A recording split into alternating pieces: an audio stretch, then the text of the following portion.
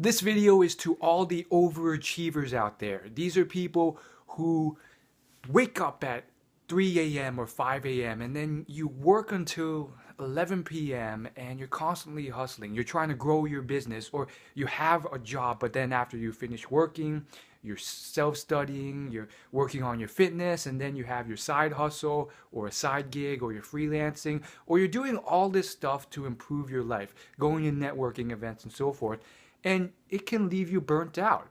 So I took a moment and I observed average people. And I want to share with you 10 things you can learn from average people. Again, that doesn't mean you copy everything they do, but it's something where you just realize there are certain things that you can learn, or you sacrifice or forget when you're hustling so hard. The first thing is average people take time for their family.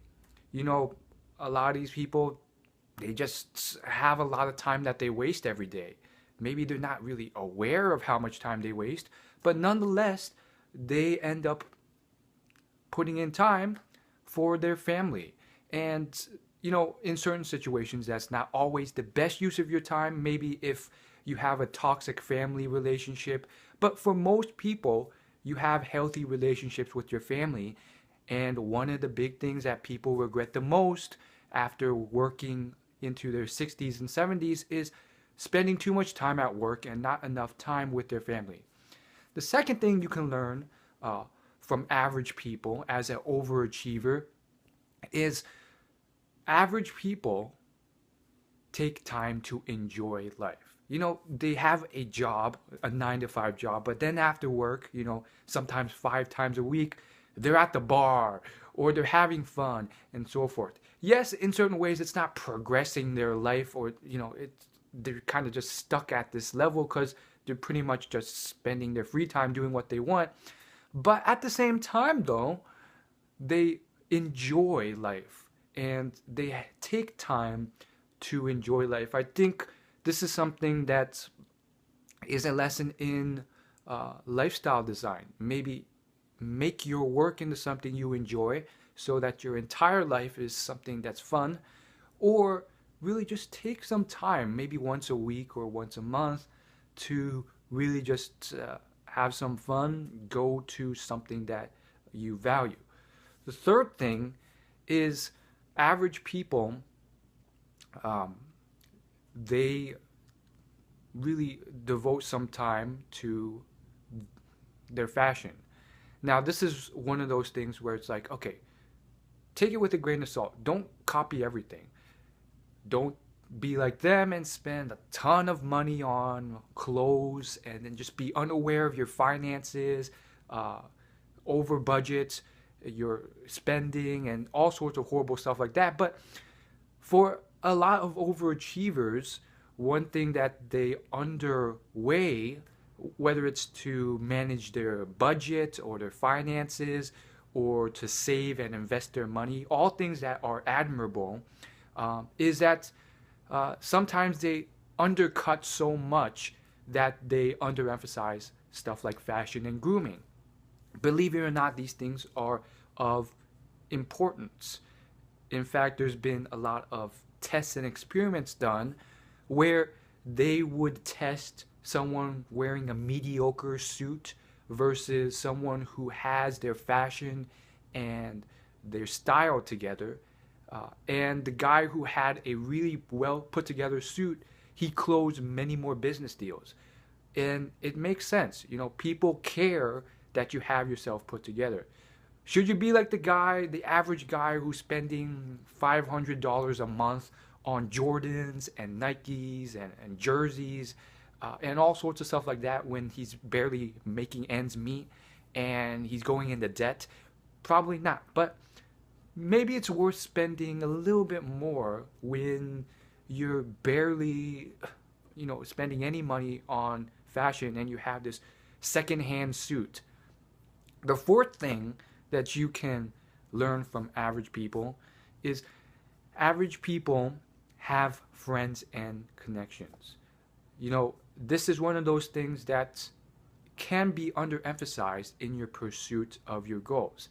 I think some successful people already realize this, so it may not be a problem for you, but understands that friends are really important to your social well-being, your emotional resilience, your cognitive functions, as well as uh, networking for business connections and professional connections, and as well as just having fun and having the right friends. This goes back to one of the most common pieces of advice in the self-help community. You are the average of the five people you hang around. So if you hang around no one, or if you hang around just people when you have time, which is rare if you don't have any time, then that's a problem. So again, take it to an extent. Sometimes average people, they don't pick and choose their friends really well, and they have bad connections. So don't take that aspect of them, but you can learn from them that friends and networks are important. Average people, they spend a ton of time hanging with their friends and do, arguably wasting a ton of time with their friends, watching movies, Netflix, spending 2 hours a day doing this and that, texting, social media, and it can be very unproductive. So don't take that from them, but you can learn that friends and networks are really important to your success. The sixth thing that you can learn from average people, and again, it's just a weird concept, but the sixth thing that you can learn is average people take time on their health and fitness. Okay, so this is one of those that I kind of stretched. Like, really, do average people really take time for their health and fitness? Arguably not so, because most of them may be obese or overweight. But just, bear with me on this one. The point is, I really want to emphasize health and fitness to you guys. Overachievers can oftentimes, forego certain things that are really beneficial to you in their pursuit of success, that they should not forego, because it really is very beneficial to your success. And maybe not all average people, but a lot of people who may not be making tons of money or doing impactful things, they go to the gym a lot. They're gym buffs. They love health and fitness, or they spend time jogging or exercising with their friends, or they'll go to a dance event or Pilates event or a Zumba event or some type of fitness event for fun, but sometimes to help themselves as well. The point is, work on this. You don't have to spend 5 hours a day. How about just 10 minutes a day on the treadmill? That can really reap tremendous results in the long run. There's been study after study behind this. Just bear with me here. Seventh thing that you can do, that you can learn from average people, is learn to enjoy and appreciate life. I think a lot of average people, not all of them, some of them are very negative, but there are a few in there that are very appreciative and joyful for what they have. That's something that's, boom, it blows your mind, because you have these people who are making millions of dollars, and because they're so focused on what's next or what's above, they forget certain things. There are people who are making average salaries. There's people who are born in countries that are just based off the economy, they're kind of just like screwed, and they have to make $1 a day or $1 a month, and that's their livelihood, and there's no upward potential. But they appreciate what they have, and that's something you can learn.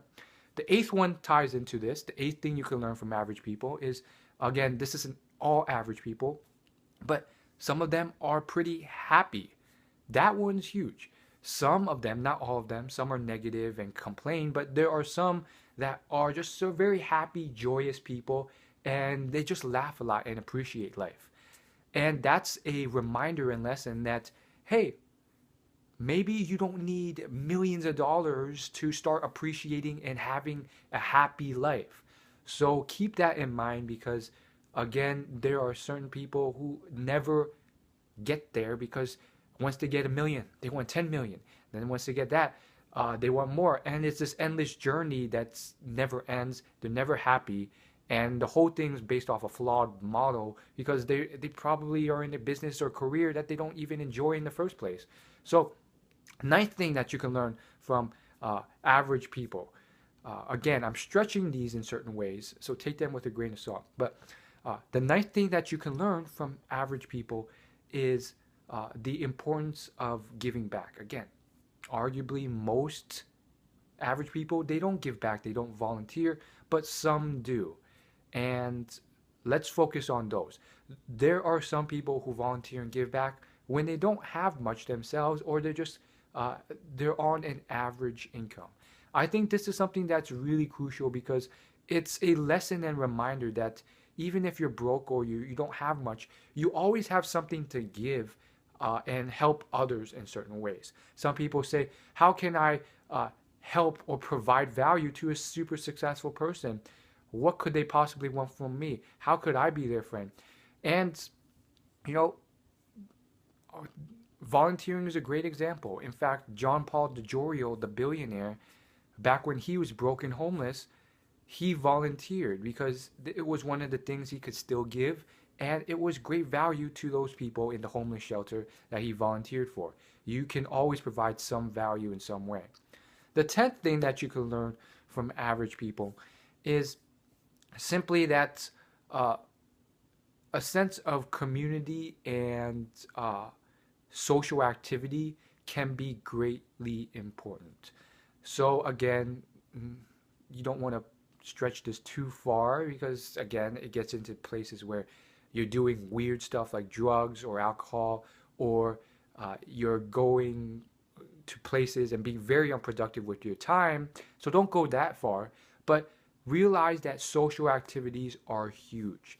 In fact, if you study some of the villages and towns that house some of the longest living cultures and ethnicities and civilizations and societies in our world, people who live into three figures, 100+ years of age, these people, they're not rich, they're not driving super fancy sports cars, and yet they live very thriving, healthy lives. In fact, most of these places, the suicide rate is very low. All these things are really good. And if you observe how they live, they're very chill and they're patient with their time.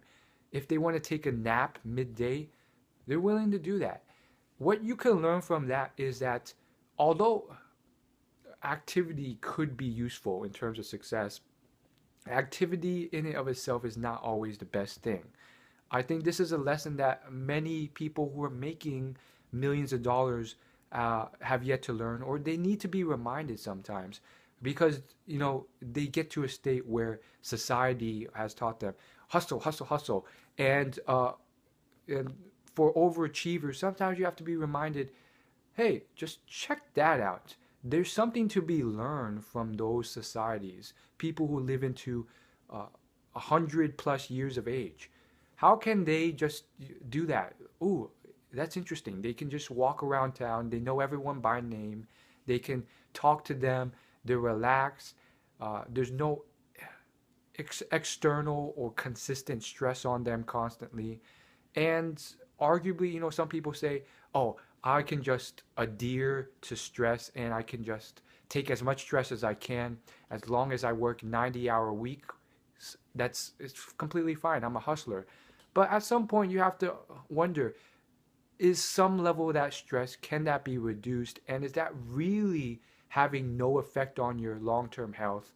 Or is that maybe causing some type of problems in your future?